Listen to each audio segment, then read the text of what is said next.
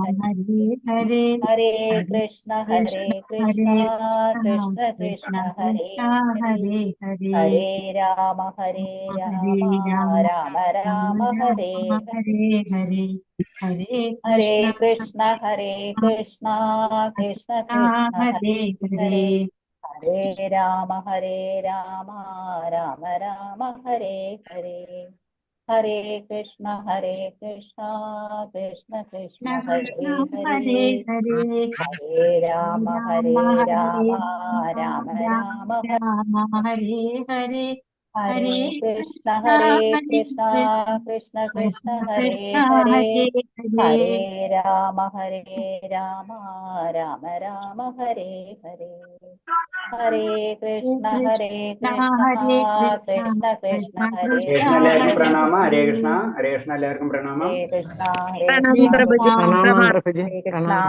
ഹരേ പ്രണാമം കൃഷ്ണ. ഗുരുജി എല്ലാവർക്കും പ്രണാമം. പ്രണാമം ഹരേ ഹരേ കൃഷ്ണ. കൃഷ്ണ എല്ലാവർക്കും പ്രണാമം. ഹരേ കൃഷ്ണ ജി. हरे ഹരേ കൃഷ്ണ. ഹരേ കൃഷ്ണ. ഹരേ കൃഷ്ണ. എല്ലാവർക്കും പ്രണാമം. हरे कृष्णा। വിജയശ്രീ മാതാജി വന്നിട്ടില്ലേ? ഉണ്ട് പ്രഭു. ഹരേ കൃഷ്ണ. ഒന്ന് ഹാൻഡ് റൈസ് ചെയ്യുന്നു, കോഹോസ്റ്റ് ആക്കാനായിരുന്നു. ഹരേ ഹരേ കൃഷ്ണ പ്രഭുജി.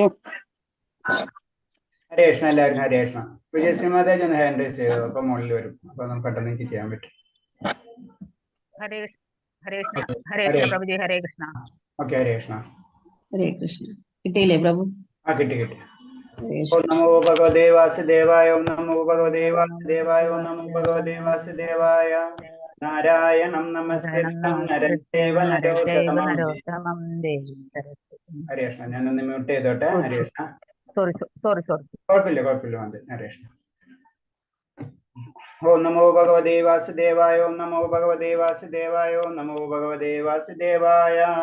നാരായണം നമസ്കൃത്യം നരം ചൈവ നരോത്തമം ദേവീം സരസ്വതിം വ്യാസം തതോ ജയമുദ്രയേത് നഷ്ടപ്രായേഷു ഭദ്രേഷു നിത്യം ഭാഗവത സേവയാ ഭാഗവതേ ഉത്തമ ശ്ലോകേ ഭക്തിർഭവതി നഷ്ടകി. മൂകം കരോതി വാചാലം പങ്കും ലംഘയതേ ഗിരി യത്കൃപതമഹം വന്ദേ പരമാനന്ദമാധവം ശ്രീഗുരുദീനധാരിണം ശ്രീചൈതന്യമീശ്വരം. ജ്ഞാനതിമിരന്ധ്യസ്യ ജ്ഞാനാഞ്ജലശലാകയാ ചക്ഷുർമിലിതം യേന തസ്മൈ ശ്രീഗുരുവേ നമഃ. ശ്രീചൈതന്യം മനോഭീഷ്ടം സ്ഥാപിതം യേന ഭൂതലേ സ്വയം രൂപകഥാ മഹ്യം ദദാതി സ്വഭാന്തികം. വന്ദേഹം ശ്രീഗുരു ശ്രീയുതപദകമലം ശ്രീഗുരും വൈഷ്ണവാംശ ശ്രീരൂപം സാഗരജാതം സഹനരഘുനാഥാനിതം തം സജീവം സാദേവം സാവധൂതം പരിജനസഹിതം കൃഷ്ണചൈതന്യദേവം ശ്രീരാധാകൃഷ്ണപാദാൻ സഹനലളിത ശ്രീവിശാഖാനിം തം സാഹേ കൃഷ്ണ കരുണാ സിന്ധോ ദീനബന്ധോ ജഗത്പദേ ഗോപേശ ഗോപികാന്ത രാധാകാന്ത നമസ്തുതേ. തപ്തകാഞ്ചന ഗൗരാംഗീ രാധേ വൃന്ദാവനേശ്വരി വൃഷഭാനുസുതേ ദേവി പ്രണമാമി ഹരിപ്രിയേ. വാഞ്ചാകൽപതരൂപേച്ഛ കൃപാ സിന്ധുഭ്യേവ ച പതിനാം പാവനേഭ്യോ വൈഷ്ണവേഭ്യോ നമോ നമഃ. നമോ വിഷ്ണുപാദായ കൃഷ്ണപ്രേഷ്ഠായ ഭൂതലേ ശ്രീമതേ ഭക്തിവേദാന്ത സ്വാമിന്നിധി നാമിനേ. നമസ്തേ സാരസ്വദേവേ ഗൗരവാണി പ്രചാരിണേ നിർവിശേഷ ശൂന്യവാദി പാശ്ചാത്യദേശധാരിണേ. जय श्री कृष्ण चैतन्य प्रभु नित्यानंद श्री अद्वैत गदाधर श्रीवासादि गौर भक्त वृंद. हरे कृष्णा कृष्ण कृष्ण हरे हरे, हरे राम राम राम हरे हरे. हरे कृष्णा कृष्ण कृष्ण हरे हरे, हरे राम राम राम हरे हरे. हरे कृष्णा कृष्ण कृष्ण हरे हरे, हरे राम राम राम हरे हरे. ഹരേ കൃഷ്ണ. പ്രഭാതിക്ക് ജയ ഗുരുദേവിക്ക് ജയ ആനന്ദ കോടി വൈഷ്ണവ ഭക്തർക്ക് ജയ്. ഹരേ കൃഷ്ണ. എല്ലാവർക്കും പ്രണാമം. प्रणाम प्रभुजी। പ്രണാം പ്രണാം. എല്ലാവർക്കും പ്രണാമം. ഓം നമോ ഭഗവതേ വാസുദേവായ. ഓം നമോ ഭഗവതേ വാസുദേവായ. ഓം നമോ ഭഗവതേ വാസുദേവായ.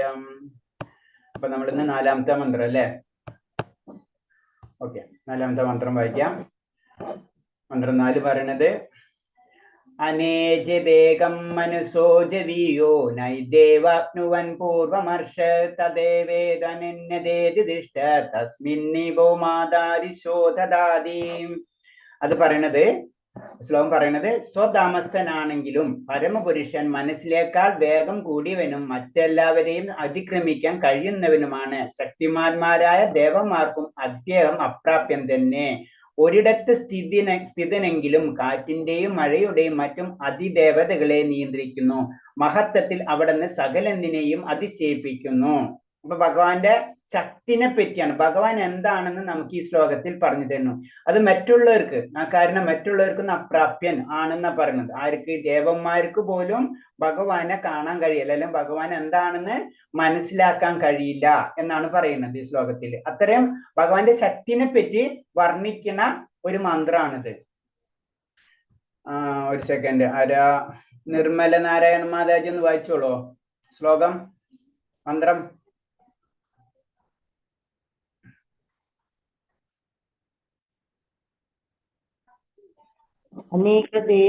അനേകദേഹം മനസോ ജവീയോ നൈനദ്ദേവ ആപ്നുവൻ പൂർവമർഷത് തദ്ധാവതോ ജ്ഞാനത്തേതി തിഷ്ഠത് തസ്മിന്നപോ മാതരിഷ ദദാതി. ഹരേ കൃഷ്ണ. ബാക്കി എല്ലാവരും ഉള്ളിൽ വായിച്ചുകൊണ്ടിരിക്കും, ആര് വായിക്കുന്ന വെച്ചാൽ. അപ്പൊ നമ്മളൊരു മന്ത്രം നമ്മൾ അറിയാണ്ട് നമ്മള് ഭഗവാന്റെ മന്ത്രം നമ്മൾ ജപിക്കും. അതിനു വേണ്ടിയാണ് നമ്മൾ ഇത് ചെയ്യുന്നത് കേട്ടാ. ശ്രീജ മാതാജി, ഹരേ കൃഷ്ണ. മ്യൂട്ട് ചെയ്യും. അനേജദേകം മനസ്സോ ജീവിയോ നൈനദേവ ആപ്നുവൻ പൂർവമർഷത് തദ്ധാവതോന്യ നന്യോതി തിഷ്ഠാത് തസ്മിന്നപോ മാതരിഷാ ദദാതി. ഹരേ കൃഷ്ണ. ഹരേ കൃഷ്ണ. രമേശൻ പ്രഭു, ഹരേ കൃഷ്ണ. അനേജ ദേഹം ജമിയോ ദേവോ ആപ്നുവൻ പൂർവമർഷത് തദാവനോദോ ജ്ഞാത്യോതി തിഷ്ഠത് തസ്മീനവോ മാതരിശ്വാ ദദാതി. ഓക്കെ, ഹരേ കൃഷ്ണ. പ്രമീള മാതാജി വായിച്ചോളൂ. ഹരേ കൃഷ്ണ പ്രഭുജി. അനേകദേഹം മനസോ ജവീയോ നൈനദ്ദേവ ആപ്നുവൻ പൂർവമർഷത് തദ്ധാവതോ അജ്ഞാനത്തേതി തിഷ്ഠത് തസ്മിന്നപോ മാതരിഷാ ദദാതി. ഹരേ കൃഷ്ണ പ്രഭുജി. ഹരേ കൃഷ്ണ. ഹരേ കൃഷ്ണ മാതാജി. ഓക്കെ, നമുക്ക് നിർത്താം. അപ്പൊ നിങ്ങൾ ഒരു കാര്യം ചെയ്തു കഴിഞ്ഞാൽ നല്ലതായിരിക്കും. ക്ലാസ് തുടങ്ങുന്നതിന് മുന്നേ 5 മിനിറ്റ് മുന്നേ ഒന്ന് ശ്ലോകം ഒന്ന് വായിച്ചു കഴിഞ്ഞാൽ നമുക്ക് ഒന്നും കൂടെ കുറച്ചും കൂടി ഈസി ആയിട്ട് പറയാൻ പറ്റും. അപ്പൊ എല്ലാവരും ഒന്ന് ട്രൈ ചെയ്യാം, ശ്രമിക്കുന്നവര് ചെയ്യാം. അപ്പൊ ഒന്നും കൂടെ നമുക്ക് ഫ്ലുവൻ്റ് ആയിട്ട് പറയാൻ പറ്റും. ഓക്കെ, കുഴപ്പമില്ല. പക്ഷെ എന്താണ്, നമ്മൾ മറ്റുള്ളവർ ചൊല്ലുമ്പോൾ മനസ്സിലെങ്കിലും ആ മന്ത്രമാണ് എപ്പോഴും. അപ്പൊ അത് മനസ്സിലെങ്കിലും അവരെ കൂടെ നമ്മൾ ഏറ്റുപറയാൻ നമ്മൾ ശ്രമിക്കണം. ഹരേ കൃഷ്ണ. അപ്പൊ എല്ലാവരും നമുക്ക് വായിപ്പിക്കാൻ പറ്റാത്ത കാരണം കൊണ്ടാണ്, അല്ലെങ്കിൽ എല്ലാവരും കൂടെ വായിച്ചു കഴിഞ്ഞാൽ ഭയങ്കര ഡിസ്റ്റർബ് ആവും. അതാണ് ഞാൻ ഓരോരുത്തരെ വിളിക്കുന്നത്. ഹരേ കൃഷ്ണ. അപ്പൊ ഇത് പറഞ്ഞത് സ്വതാമസ്ഥനാണെങ്കിലും പരമപുരുഷൻ. ഒന്ന് ഞാൻ മ്യൂട്ട് ചെയ്തോട്ടെ മാതാജി, ഒന്ന് ഞാൻ ഡിസ്റ്റർബ് ചെയ്യുമ്പോൾ ഒന്നും മ്യൂട്ട് ചെയ്യണം കേട്ടോ. ഹരേ കൃഷ്ണ. ഹരേ കൃഷ്ണ. അതുപോലെ പറഞ്ഞ സ്വതാമസ്ഥനാണെങ്കിലും പരമപുരുഷൻ മനസ്സിനേക്കാൾ വേഗത കൂടിയവനും മറ്റെല്ലാവരെയും അതിക്രമിയും കഴിയുന്നവനും ശക്തിമാന്മാരായ ദേവന്മാർക്ക് പോലും അദ്ദേഹം അപ്രാപ്യം തന്നെ. ഒരിടത്ത് സ്ഥിതിനാണെങ്കിലും കാറ്റിന്റെ മഴയുടെ മറ്റാദി ദേവതകളെയും നിയന്ത്രിക്കുന്നു. മഹത്വത്തിൽ അങ്ങ് സകലതിനെയും അതിശയിപ്പിക്കുന്നു. അപ്പൊ ഭഗവാന്റെ ശക്തിനെ പറ്റിയിട്ടുള്ള വർണ്ണിക്കുന്ന മന്ത്രമാണ് ഇതില്. നമ്മൾ ആദ്യത്തെ മന്ത്രത്തില് ഫസ്റ്റ് ലൈൻ തന്നെ അനേജത്, ഇളകാത്തത്, ഏകം ഒന്ന്, മനസ്സിനേക്കാൾ, ജവീയ അതിവേഗതയുള്ളതാണ്. നമ്മളപ്പോ അതിന് പറയാം, നമ്മൾ യുക്തിപരമായിട്ട് ഇതൊന്നും നമുക്ക് മനസ്സിലാവില്ല. നമ്മൾ ആദ്യത്തെ ധ്യാന ശ്ലോകം അതാണ്, ഒന്നിൽ നിന്ന് ഒന്നാവുന്നു, ബാക്കിയുള്ളതും അത് അത്രയും തന്നെയാണ് അവശേഷിക്കുന്നൊക്കെ പറഞ്ഞ പോലെ ഇതും അങ്ങനത്തെ ഒരു കാര്യം. ഇതിലെന്താണ് നമ്മൾ ഇളകാത്തത്? ഭഗവാൻ ഒരിടത്തുനിന്ന് ഇളകാത്തത്. ആ ഭഗവാന്റെ കാര്യം എന്ത് പറഞ്ഞത്? അതിന് അതിവേഗതയുള്ളതാണെന്നാ പറയുന്നത്. അപ്പൊ ആവശ്യമുള്ള സമയത്ത് ഭഗവാൻ അവിടെ എത്തിയും, പക്ഷെ ആ ഭഗവാൻ അവിടെ തന്നെ ഉണ്ടെന്നാണ്. ഇതാണ് അതിന് നമുക്ക് മനസ്സിലാവാൻ പറ്റാത്ത കാര്യമാണ്. സ്വതാമസ്ഥനാണെങ്കിലും ഭഗവാൻ സ്വതാമസ്ഥനാണെങ്കിലും ഒരു സ്ഥലത്താണ് ഭഗവാൻ ഇരിക്കുന്നത് അല്ലെ. ആ ഭഗവാൻ എന്താണ്, എവിടെ വേണമെങ്കിലും എത്തുകയും ചെയ്യും. അപ്പോഴും ഭഗവാൻ സ്വതാമസ്ഥയിൽ തന്നെ ഉണ്ട്. അതിന് നമ്മൾ മനസ്സിലാക്കണം. ഭഗവാൻ സ്വതാമസ്ഥയിൽ തന്നെയാണ്, നമ്മൾ ആവശ്യം വരുമ്പോൾ, നമുക്കൊരു ആവശ്യം വരുമ്പോൾ നമ്മളെടുത്ത് ഭഗവാൻ എത്തും. അത് മനസ്സിനേക്കാൾ വേഗത കൂടുതൽ. മനസ്സ് നമുക്ക് ഏറ്റവും കൂടുതൽ വേഗതയിൽ എന്ന് പറയുമ്പോൾ എന്താണ്? മനസ്സാണ് ശരിക്കും പറയുന്നത്. മനസ്സ് നമുക്ക് ഒരു കാര്യം ചിന്തിച്ചാൽ നമ്മൾ അവിടെ എത്തിയ പോലെ ഉണ്ടല്ല. ഒരു നമ്മ പറയുന്ന ന്യൂഡൽഹി എന്ന് പറഞ്ഞു കഴിഞ്ഞാൽ ന്യൂഡൽഹിനെ പറ്റി ചിന്ത, അപ്പൊ മനസ്സിന് സ്പീഡ്, അതിനേല് സ്പീഡിൽ എന്ന് പറഞ്ഞു കഴിഞ്ഞാൽ നമുക്ക് ചിന്തിക്കാൻ പറ്റില്ല ഭഗവാന്റെ സ്പീഡ്. അതാണ് അതിൽ നിന്ന് മനസ്സിലാക്കേണ്ടത് നമ്മള്.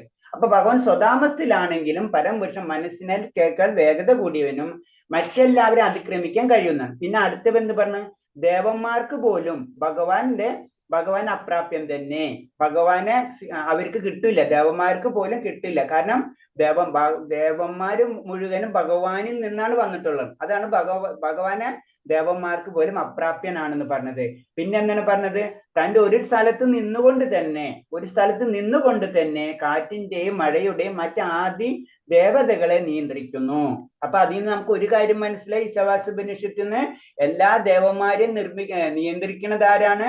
ഭഗവാനാണ്. അത് അതിന് ഈ ശ്ലോകത്തിൽ നിന്ന്. അപ്പൊ ഈശാവാസ്യോപനിഷത്തിൽ നിന്ന് ക്ലിയർ കട്ട് നമുക്ക് മനസ്സിലായി. ഇതിനല്ലാതെ അപ്പൊ നമ്മളെ ദേവനും ഭഗവാനും ഒന്ന് തന്നെയല്ല. ആ സങ്കല്പം നമുക്ക് ക്ലിയർ ആവണം. ഈശാവാസ്യോപനിഷത്ത് 4ാം മന്ത്രത്തിന് ക്ലിയർ കട്ട് മനസ്സിലായി. ഭഗവാനും ദേവതകളും ഒന്ന് തന്നെയല്ല. ദേവതകളെ നിയന്ത്രിക്കുന്നത് ഭഗവാനാണ്. കാറ്റിന്റെയും മഴയുടെയും മറ്റ് അതിദേവതകളെ നിയന്ത്രിക്കുന്നു.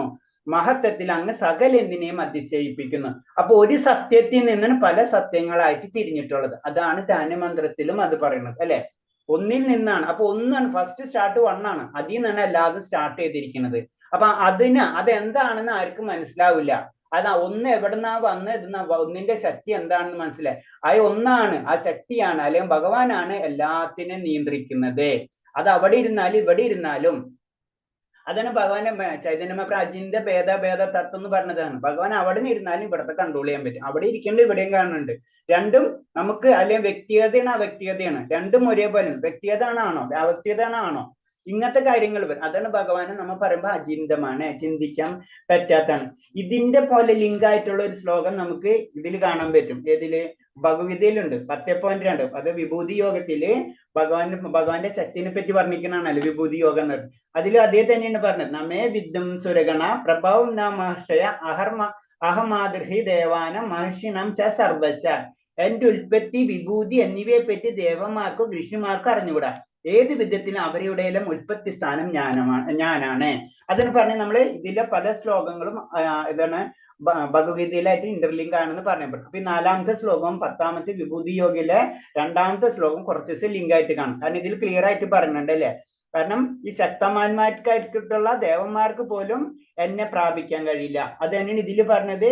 ദേവന്മാർക്കോ ഋഷിമാർക്കോ എന്റെ വിഭൂതി എന്താണെന്ന് അവർക്കറിയില്ല. അവരുടെ ഉത്ഭവസ്ഥാനം ഞാനാകുന്നു എന്ന് പറയുന്നത്.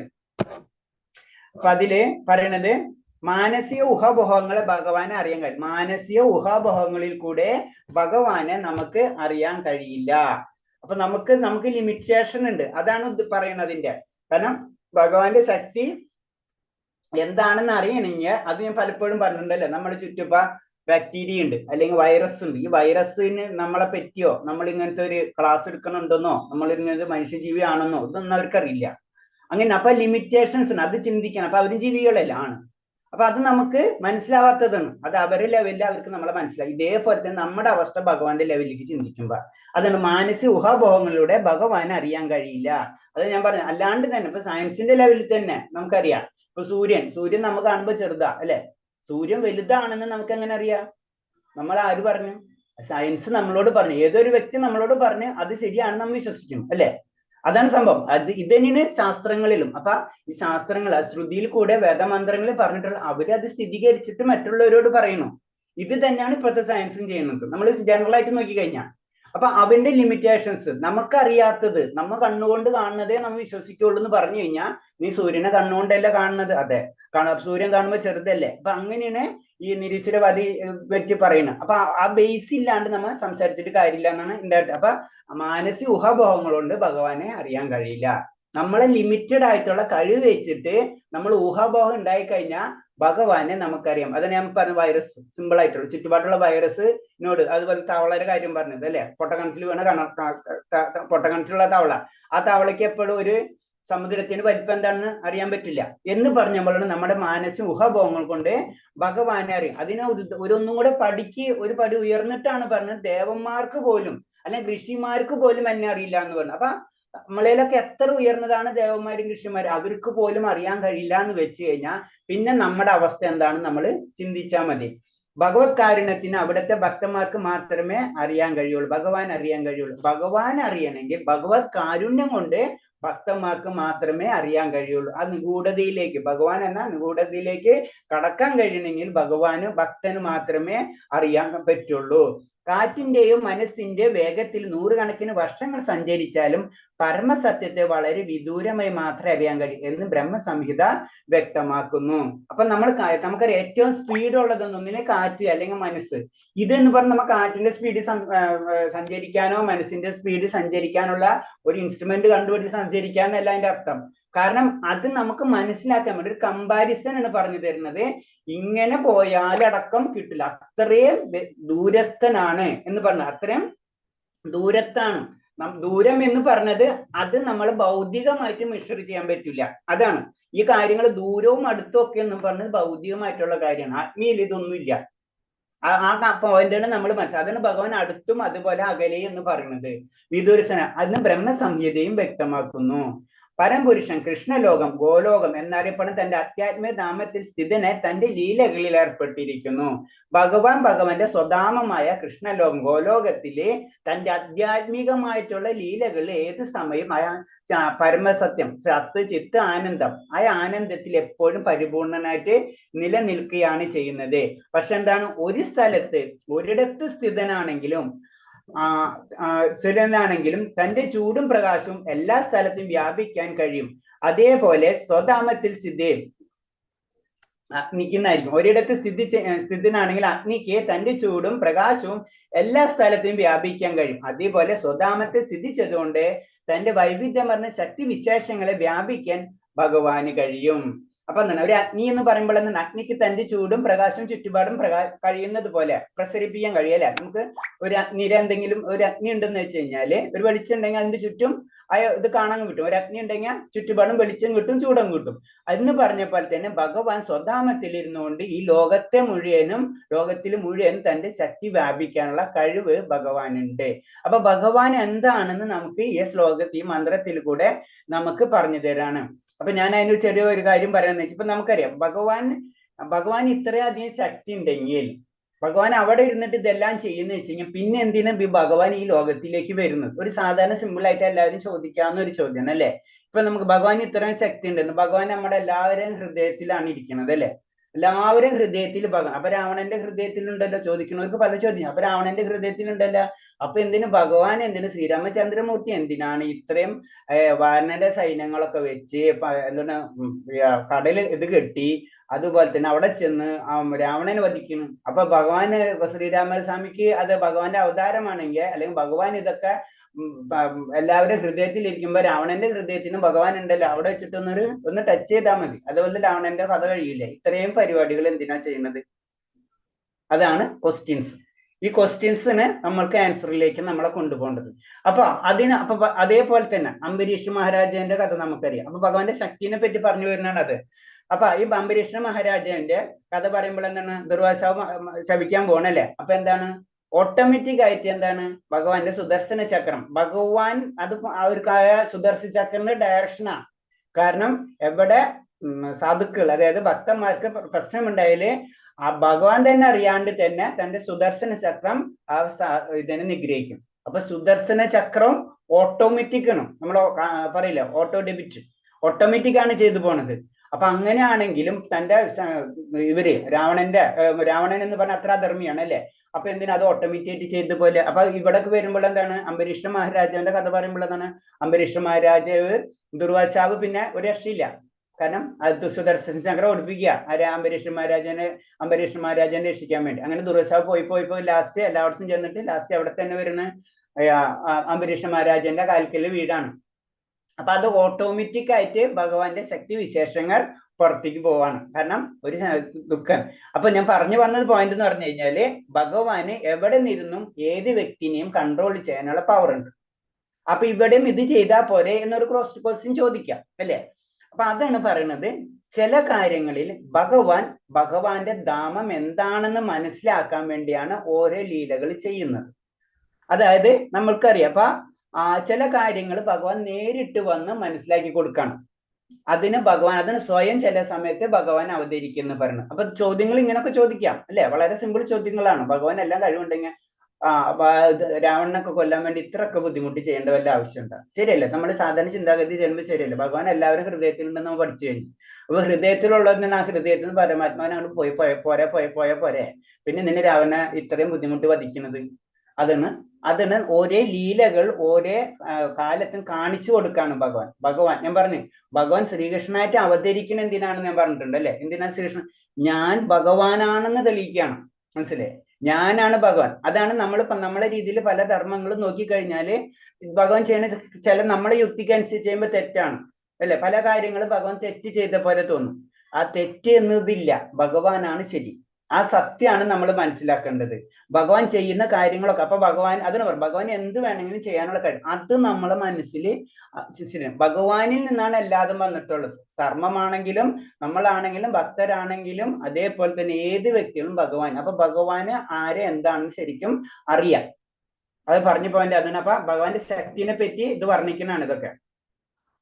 പിന്നെ പരംപുരുഷന്റെ ശക്തിയെ 3ആയിട്ട് തരംതിരിക്കാം എന്നാ പറയുന്നത്. 3ആയിട്ട് നമ്മൾ പഠിച്ചിട്ടുണ്ട്, എന്നാലും ഇതിലും കൂടി വരുന്നുണ്ട്. അത് ശക്തി വിശേഷത്തെ പറ്റി പറയുമ്പോഴാണ്. കാരണം ഭഗവാൻ നേരിട്ടല്ല എല്ലാ പരിപാടികളും ചെയ്യുന്നത്. ഭഗവാൻ എപ്പോഴും ആനന്ദ ചിത്തമാണ്. എന്നാൽ ഭഗവാന്റെ ആ ചിത്രം കാണുമ്പോൾ തന്നെ അറിയല്ലേ, വളരെ സിമ്പിളാ അല്ലെ. ബാക്കിയുള്ള ദേവതകളെ പോലെയല്ല. ഭഗവാൻ എന്താണ്? എപ്പോഴും ചിരിച്ച് ഓടക്കളിലൂതി ത്രിഭംഗം 3 വയസ്സും കൂടെ 3 സൈഡ് ചെരിഞ്ഞിരിക്കണം അല്ലെ. കാല് ചെരിഞ്ഞിരിക്കുക, നടു, അതുപോലെ തന്നെ തല, ഇത് 3 ചെരിച്ചു വെച്ചിട്ടാണ് ഇരിക്കുന്നത്. അത് ആകർഷണമാണ്, വേറെ ഒന്നുമില്ല. അതിന് ഇൻട്രാക്ഷൻ എന്ന് പറഞ്ഞാൽ ആകർഷണം. ആ സൗന്ദര്യത്തെ ആ ഒരു ആകർഷണമാണ് ഭഗവാന്റെ. ആനന്ദത്തിൽ തന്നെയാണ് ഇരിക്കുന്നത്. ഞാൻ അതിന് മുന്നേ ഒരു കാര്യം പറഞ്ഞിട്ടുണ്ടായിരുന്നു. കാരണം ഭഗവാൻ വാസുദേവൻ എന്നുള്ള രീതിയിൽ വരുമ്പോ യുദ്ധത്തിന് പോകുമ്പോ, ജരാസന്ധനായിട്ട് യുദ്ധത്തിന് പോകുമ്പോ കൂട്ടുകാരൻ വരുന്നു ജരാസന്ധനെ രക്ഷിക്കാൻ ഹെൽപ്പ് ചെയ്യാൻ വേണ്ടി. അപ്പൊ ആ കൂട്ടുകാരൻ ചോദിക്കണം, കൃഷ്ണൻ എങ്ങനെ അറിയുന്നത്? അപ്പൊ യുദ്ധത്തിൽ ഏറ്റവും അധികം ചിരിച്ചു നിൽക്കുന്ന വ്യക്തിയാണ് ഭഗവാൻ എന്ന് പറയാം, അതായത് ശ്രീകൃഷ്ണൻ എന്ന് പറയുന്നത്. അപ്പൊ ഭഗവാൻ എപ്പോഴും ആനന്ദത്തിലാണ് നിൽക്കുന്നത്. അപ്പൊ ഭഗവാൻ പ്രഭുജി എന്താ പറഞ്ഞത്? ഭഗവാനെ എങ്ങനെ ഇരിക്കുന്ന പറഞ്ഞത്? ത്രിഭംഗം, അതായത് 3 കൈയും ഒക്കെ നമ്മൾ 3 വളഞ്ഞിരിക്കല്ലേ ഭഗവാന്റെ ഷേപ്പ് കണ്ടേ. കാല് കുറച്ച് ചെരുവുണ്ട് അല്ലെ. നേരെയല്ലേ നമ്മൾ നേരെയല്ലേ ഇരിക്കണം. ബാക്കി എല്ലാ ദേവതാ സങ്കല്പം കാണുമ്പോൾ നേരെയാണ് ഇരിക്കുന്നത് അല്ലെ. 3 വളവുണ്ടല്ലോ ഭഗവാന്. 3 വളവില്ലേ? ഓടക്കുഴൽ പിടിച്ചിട്ടില്ല. തലത്തിൽ ഇങ്ങനെ ചെരിച്ചല്ലേ നിൽക്കുന്നത്.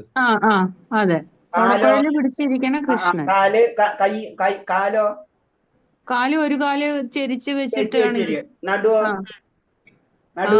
സെന്റർ. മനസ്സിലായേ? അങ്ങനത്തെ ഒരു രൂപമാണ്. അതാണ് ത്രിഭംഗം എന്ന് പറയുന്നത്. 3 ഇത് വരുന്നത്, വ്യത്യാസം വരുന്നത്.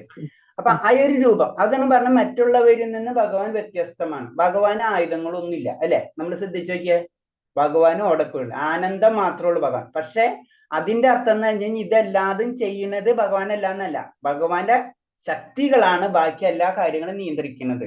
പ്രധാനമന്ത്രിയും അതുപോലെ തന്നെ ബാക്കിയുള്ള നമ്മളെ പോലീസുകാരനായാലും പ്രധാനമന്ത്രിയുടെ പാർട്ടാണ്. പ്രധാനമന്ത്രി അല്ല ഇതെല്ലാം ചെയ്യുന്നത്. അതേപോലെ തന്നെ ഭഗവാന്റെ ശക്തിനെ വീണ്ടും 3ആയിട്ട് തരംതിരിച്ചിരിക്കുകയാണ്. അന്തരംഗ ശക്തി, തടസ്സ ശക്തി, ബാഹ്യശക്തി. അപ്പൊ 3 ശക്തി നമ്മൾ പലപ്പോഴും പറഞ്ഞിട്ടുണ്ട്. അന്തരംഗ ശക്തി എന്ന് പറഞ്ഞാൽ ഭഗവാന്റെ ആത്മീയമായിട്ടുള്ള ശക്തി. അതിന് നമ്മളെ ആത്മീയ ലോകം എന്ന് പറഞ്ഞാൽ 75% ആത്മീയ ലോകമാണ്. പിന്നെ തടസ്സ ശക്തി എന്ന് പറഞ്ഞാൽ നമ്മളെ പോലുള്ള ജീവാത്മാക്കളെല്ലാം, ജീവവർഗങ്ങളിലെല്ലാതും ഒക്കെ ഭഗവാന്റെ അംശം നിലനിൽക്കുന്നുണ്ട്. അതാണ് തടസ്സ ശക്തി എന്ന് പറയുന്നത്. ബഹിരംഗ ശക്തി എന്ന പ്രകൃതി, എല്ലാതും നമ്മൾ പറഞ്ഞ ഈ പഞ്ചഭൂതവും ഇതൊക്കെ അതിൽ വരുന്നതാണ്. അതൊക്കെ പ്രകൃതി, അതാണ് ബഹിരംഗ ശക്തി എന്ന് പറയുന്നത്. അങ്ങനെ 3 ശക്തിയിൽ കൂടെയാണ് ഭഗവാൻ. ഒരു സെക്കൻഡ്.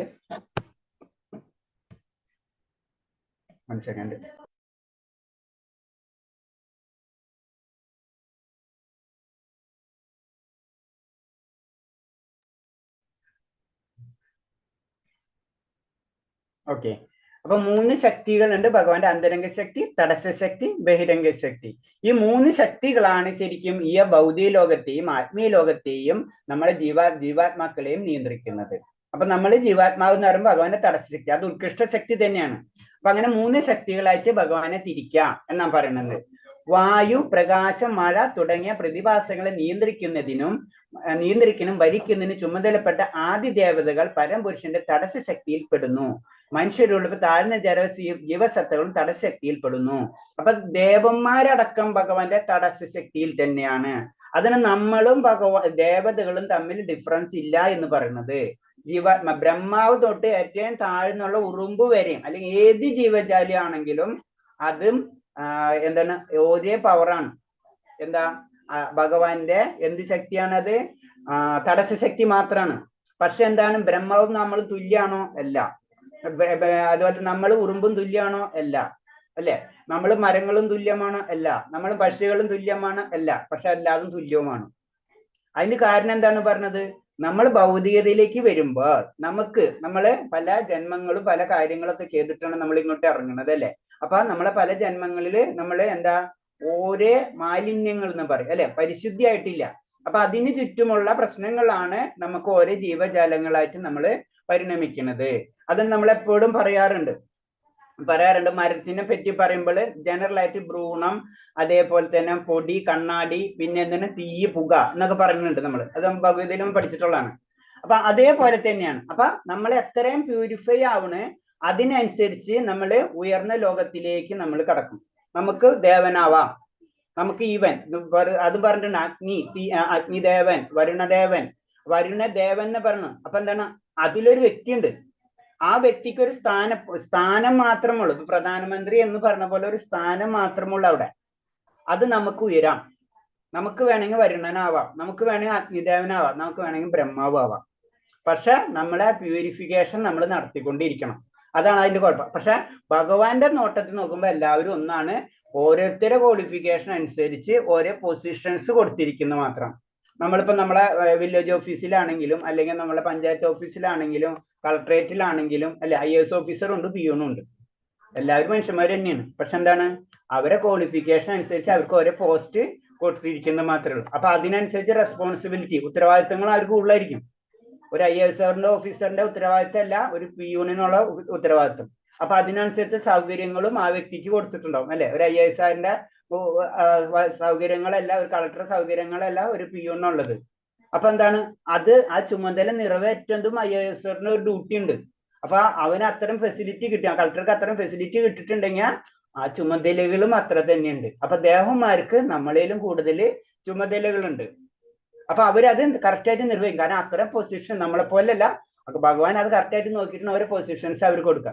അപ്പൊ അവര് കറക്റ്റായിട്ട് തന്നെയാണ് ചെയ്യുക. മഴ പെയ്യേണ്ട സമയത്ത് മഴ പെയ്യും. നമ്മൾ തെറ്റ് ചെയ്ത് കഴിഞ്ഞാൽ അതിനനുസരിച്ച് പണിഷ്മെന്റ് ചെയ്യേണ്ട ദേവന്മാരുണ്ടെങ്കിൽ ആ പണിഷ്മെന്റ് കറക്റ്റായിട്ട് നമുക്ക് ഇങ്ങോട്ട് തരും. അതാണ് പറഞ്ഞത്. അത് ഓരോ ദേവന്മാർക്ക് അത് കൊടുത്തിരിക്കുന്നു പറയുന്നത്. അപ്പൊ അതില് പറയണത്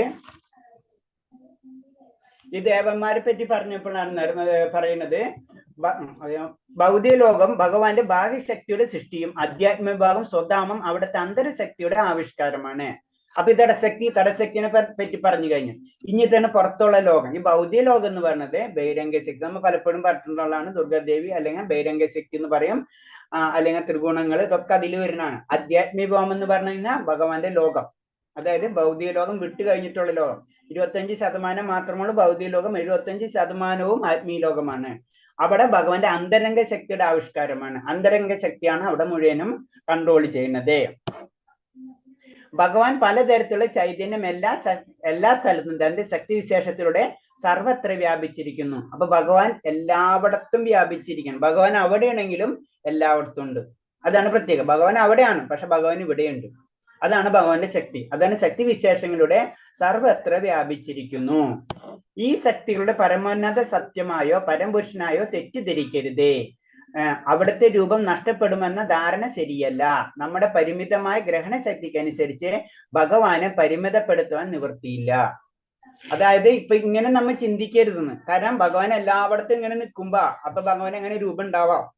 ജനറൽ ആയിട്ട് നമ്മൾ യുക്തിപരമായിട്ട് ചിന്തിക്കുമ്പോ ശരിയാണ്, അല്ലെ? എല്ലായിടത്തും പരന്ന് നിൽക്കുന്ന രൂപം എന്ന് പറഞ്ഞപ്പോ അതിന് രൂപം ഉണ്ടാവാം. അതെന്ന് പറഞ്ഞത് ഈ ശക്തിയിലെ പരമോന്നത സത്യം പരപുരുഷനായിട്ടോ തെറ്റിദ്ധരിക്കുക. അവിടുത്തെ രൂപം നഷ്ടപ്പെടുന്നത് തെറ്റിദ്ധരിക്കരുത്. അവിടുത്തെ രൂപം നഷ്ടപ്പെടുമെന്ന ധാരണ ശരിയല്ല. ഭഗവാൻ ഒരു രൂപം തന്നെയുണ്ട്, ആ രൂപം നഷ്ടപ്പെടുന്നതില്ല. ആ രൂപം എന്ന് പറയുന്നത് ഭഗവാന്റെ നമ്മളെ പോലെ തന്നെ ശ്യാമസുന്ദര രൂപം തന്നെയാണ്. പക്ഷെ ഒരേ ഒരു ഡിഫറൻസ് മാത്രമുള്ള എന്താ, അത് ആത്മീയ ശരീരമാണ്. ഭഗവാന്റെ ആത്മാവും ശരീരവും ഇതൊക്കെ ഒന്ന് തന്നെയാണ്, നമ്മളെ ശരീരം പോലെയല്ല എന്ന് മാത്രമാണ് നമ്മൾ മനസ്സിലാക്കേണ്ടത്. അപ്പൊ നമ്മൾ ഭക്ഷണം കഴിക്കും, ഭഗവാൻ ഭക്ഷണം കഴിക്കും.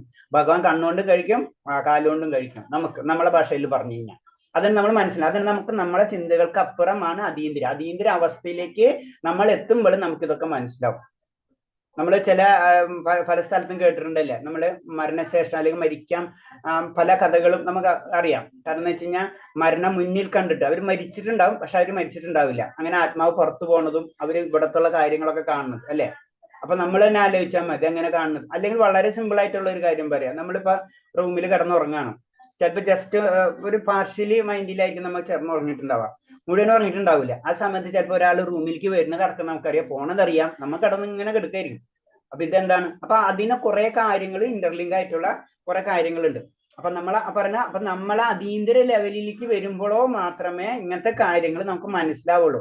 അല്ലാത്തത് വരെ എല്ലാതും ഭൗതിക നിയമങ്ങൾ വെച്ചിട്ടാണ് നമ്മളെല്ലാതും മെഷർ ചെയ്യുന്നത്. അപ്പൊ ഭൗതിക നിയമങ്ങൾ വെച്ചിട്ട് അതീന്ദ്രിയതയെ നമുക്ക് മെഷർ ചെയ്യാം, ഭഗവാനെ നമുക്ക് മനസ്സിലാക്കാൻ പറ്റില്ല. അത് നമ്മൾ എപ്പോഴും മനസ്സിലാക്കേണ്ടത്. അതാണ് പറഞ്ഞത്, ഭഗവാൻ പൂർണ്ണമാണ്, പൂർണ്ണത്തിൽ നിന്ന് ഇത് വരണം, ബാക്കി അവശേഷിക്കുന്ന പൂർണ്ണമാണ്. അതൊന്നും ചിന്തിക്കാനേ പറ്റില്ല നമ്മളെ യുക്തിക്ക് അനുസരിച്ച്. നമ്മൾ ഒരു സാധനത്തിൽ നിന്ന് ഒന്ന് എടുത്തു കഴിഞ്ഞാൽ അത് കുറയും. വളരെ സിമ്പിൾ ആണ്. ഒരു ഗ്ലാസ് വെള്ളത്തിൽ നിന്ന് കുറച്ച് വെള്ളം എടുത്തു കഴിഞ്ഞാൽ അതിലുള്ള വെള്ളം കുറയും. പക്ഷെ ഇത് അങ്ങനെയല്ല. അപ്പൊ അതിന് പറഞ്ഞ അങ്ങനെ. അപ്പൊ അതേപോലെ തന്നെ ഭഗവാന്റെ രൂപം ആ മൈൻഡിലേക്കാണ് പോകണം. ഭഗവാന്റെ രൂപം എല്ലായിടത്തും വ്യാപിച്ചിട്ടുണ്ടെങ്കിലും അപ്പൊ അങ്ങനെ ഭഗവാൻ എല്ലായിടത്തും വ്യാപിച്ചു കഴിഞ്ഞാൽ ഭഗവാൻ അങ്ങനെ രൂപം ഉണ്ടാവാ എന്ന് ചോദിക്കാം. കറക്റ്റാ അല്ലെ? അതാണ് അത് യുക്തി വെച്ചിട്ട് ഭക്തിനെ മെഷർ ചെയ്യാൻ പറ്റാന്ന് പറയുന്ന കാര്യമാണ്. യുക്തി വെച്ചിട്ടല്ല, ഭഗവാന് രൂപം തന്നെയുണ്ട്. അത് മനസ്സിലാക്കണം. നമ്മൾ ആ അവസ്ഥയിലേക്ക് നമ്മൾ വളർന്നിട്ടില്ല എന്ന് പറയാം. അത് ഞാൻ പറഞ്ഞു. ഇപ്പൊ നമുക്ക് സയൻസിൽ ഇപ്പൊ നമുക്ക് സൂര്യൻ ചെറുതാ, നമ്മൾ കാണുമ്പോൾ സൂര്യൻ ചെറുതാ, നമ്മൾ പറയും സൂര്യൻ ചെറുതാണ്. സയൻസ് അവര് പറയും ഇല്ല, സൂര്യൻ വലുത് തന്നെയാണ്. നിങ്ങൾക്കത് മനസ്സിലാവാത്താണ്. എനിക്ക് എന്റെ കണ്ണുകൊണ്ടല്ലേ ഞാൻ കാണുന്നത് സൂര്യൻ ചെറുതാണെന്ന് പറയുന്ന പോലെയാണ് നമ്മൾ ഇങ്ങനത്തെ കാര്യങ്ങൾ പറയുന്നത്. നമുക്കറിയാം, ഇപ്പോഴത്തെ സയൻസിന് അതറിയാം, അത് വലുത് തന്നെയാണെന്ന്. പക്ഷെ നമ്മളെ പ്രശ്നമാണ് നമുക്കത് ചെറുതായിട്ട് കാണുന്നത്. ഇത് തന്നെയാണ് ഇവിടെ സംഭവിക്കുന്നത്. അപ്പൊ അയാൾ ശ്രുതിയിൽ കൂടി ഇത് കാര്യങ്ങൾ പറഞ്ഞു തന്നിട്ടുണ്ട്, പക്ഷെ അത് നമുക്ക് മനസ്സിലാക്കാനുള്ള ആ ലെവല് നമ്മൾ ആയിട്ടില്ല എന്ന് പറഞ്ഞു. ഭക്തി നമ്മള് ഓരോരുത്തരുടെ അനുഭവമാണ് അത് ഭക്തി എന്ന് പറയുന്നത്. എല്ലാ വ്യക്തിഗത അംശങ്ങൾക്കും ഭഗവാന്റെ എല്ലാ ലക്ഷണം ഉണ്ടെങ്കിലും അവയ്ക്ക് പരിമിതിയുണ്ട്. ഭഗവാന്റെ അംശമാണ് നമ്മൾ അല്ലെ. അപ്പൊ ഭഗവാന്റെ അംശമാണുമ്പോ അതിന്റെ അർത്ഥം ഞാൻ ഭഗവാനായിരുന്നല്ല. അതിന്റെ അടുത്ത പോയിന്റ്, വ്യക്തിഗത അംശങ്ങൾക്ക് ഭഗവാന്റെ എല്ലാ ലക്ഷണമുണ്ട്, അവയ്ക്ക് പരിമിതി ഉണ്ട്. അപ്പൊ ഭഗവാൻ 100%, അതിന് 64 ഗുണങ്ങളാ അങ്ങനെ എന്തോ പറയുന്നുണ്ട്. 64 ഗുണങ്ങളുള്ളതാണ് ഭഗവാൻ എന്ന് പറയുന്നത്. അതിലേലും 64 കലകൾ. അതെ, 64 കലകൾ. അതെ, അങ്ങനെ അതിന് പറഞ്ഞു. അപ്പൊ അതിനേലും താഴ്ന്ന ലെവലിലേക്കാണ് നമ്മൾ പോയിക്കൊണ്ടിരിക്കുന്നത്. ബ്രഹ്മാവിനും അതിനേലും കുറവ്. അങ്ങനെ ഒരു ചാർട്ട് പോലെ ഉണ്ട് അത്. അപ്പൊ അതിൽ നമുക്ക് കുറെ ലിമിറ്റേഷൻ, നമ്മൾ ഏറ്റവും താഴ്ന്ന ലെവലിലേക്കാണ് അത് വരുന്നത്. അപ്പൊ അതിന് അംശങ്ങള്, നമ്മൾ ഭഗവാന്റെ അംശമാണെങ്കിലും നമുക്ക് ചില പരിമിതികളുണ്ട്. അത് നമ്മൾ എപ്പോഴും ചിന്തിക്കണം. ഞാൻ ഇന്നലെ പറഞ്ഞു, ലൈസൻസ് കിട്ടിയെന്ന് വെച്ച് കഴിഞ്ഞാൽ നടു റോഡിൽ വണ്ടി ഇടാനുള്ളതല്ല. പക്ഷെ ആർക്ക് ഇടാം? പ്രധാനമന്ത്രിക്ക് ഇടാം. കാരണം പ്രധാനമന്ത്രി പോകുമ്പോൾ എല്ലാ വണ്ടികളും മാറിക്കൊടുക്കും. നമ്മ പോയി കഴിഞ്ഞാലേ പറ്റില്ല. അപ്പൊ ഭഗവാനെ പോലെ നമ്മളെ കമ്പയർ ചെയ്യാൻ പറ്റില്ല. മാനസിക ഊഹബോഹം വഴിയാണ് ഭഗവാന് വ്യക്തിത്വം സ്ഥാപിക്കാനുള്ള വിപുല പ്രശമനത്തിനെതിരെ ഈശവാസുപനിഷത്ത് താക്കീത് നൽകുന്നു. അപ്പൊ ഇതിൽ പറഞ്ഞത് നമുക്ക് ഭഗവാന്റെ മാനസിക ഊഹബോഹങ്ങൾ കൊണ്ട് വഴി ഭഗവാന്റെ വ്യക്തിത്വം സ്ഥാപിക്കാൻ പറ്റില്ല. നമ്മുടെ ലിമിറ്റഡ് ആയിട്ട് നമുക്ക് ചിന്തിക്കും. ഞാൻ പറഞ്ഞ തവളയുടെ കഥ മാത്രം ആലോചിച്ചാൽ മതി. നമ്മള് കിണറ്റിൽ കിടക്കുന്ന തവള വേറൊരു സമുദ്രത്തിൽ നിന്ന് വരുന്ന തവളനോട് പറയാണ്, ഇത് ഈ കിണറിന്റെ അത്രയും വലിപ്പുണ്ടോ സമുദ്രം? ഇല്ല. അപ്പൊ അങ്ങനെ പറയുന്ന ഒരു അവസ്ഥയാണ് ശരിക്കും. നമ്മളത് മാത്രം കണ്ടിട്ടുള്ളൂ. അത് വെച്ചിട്ടാണ് നമ്മളെല്ലാതും കമ്പയർ ചെയ്യുന്നത്. അതിന് ഈ വിപുല ശ്രമത്തിനെതിരെ ഈശാവാസ്യോപനിഷത്ത് താക്കീത് നൽകുന്നു. ഭഗവാന്റെ അംശങ്ങളായ ജീവസത്തയ്ക്ക് അവിടുത്തെ ഇച്ഛാശക്തി വഴങ്ങി പ്രവർത്തിക്കുന്നതിനുള്ള ശക്തി നൽകിയിരിക്കുന്നു. അപ്പൊ എന്താണ് ചെയ്യുന്നത്? നമുക്ക് ഭഗവാന്റെ അംശങ്ങളായ ജീവസത്താണ് നമ്മളെല്ലാം അല്ലെ. അപ്പൊ ആ ഈ ജീവസത്തയ്ക്ക് എന്താ ചെയ്യേണ്ടത്? ഭഗവാന്റെ ഇച്ഛക്കനുസരിച്ചാണ് നമ്മൾ കാര്യങ്ങൾ ചെയ്യേണ്ടത്.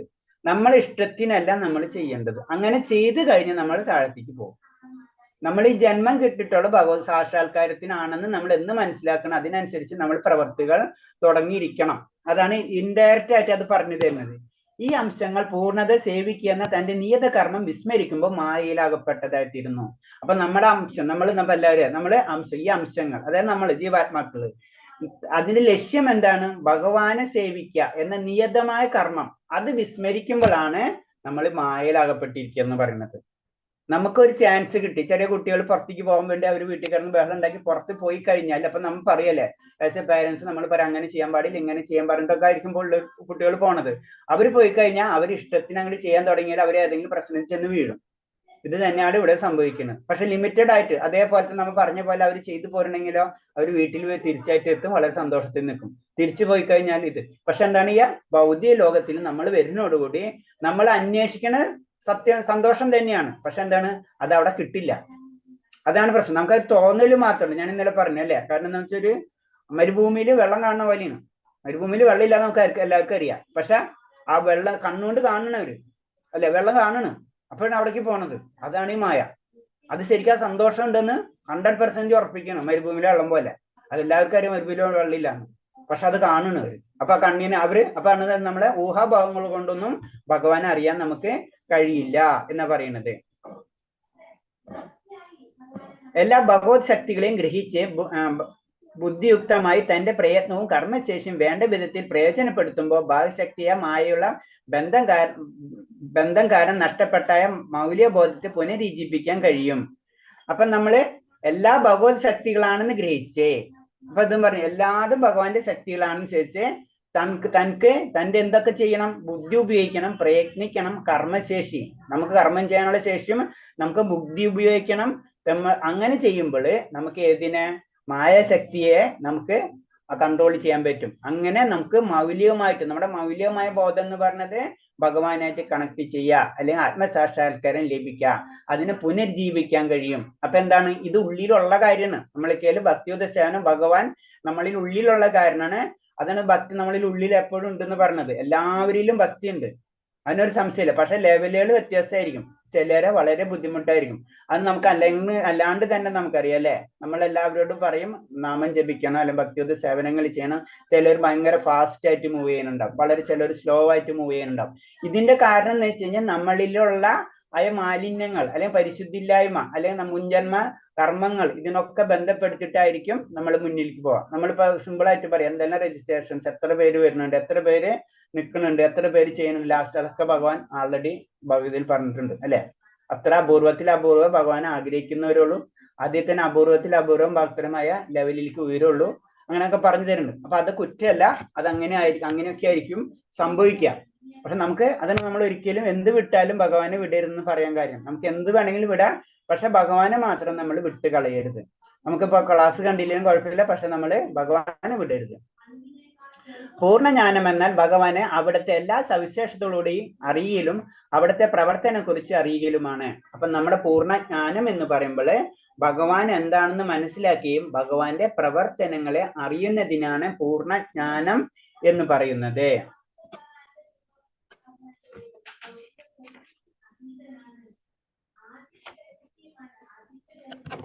ഇതിലൊരു പോയിന്റ് കൂടെ ഞാനൊന്ന് ഡീറ്റെയിൽ ആയിട്ട് പറയാം.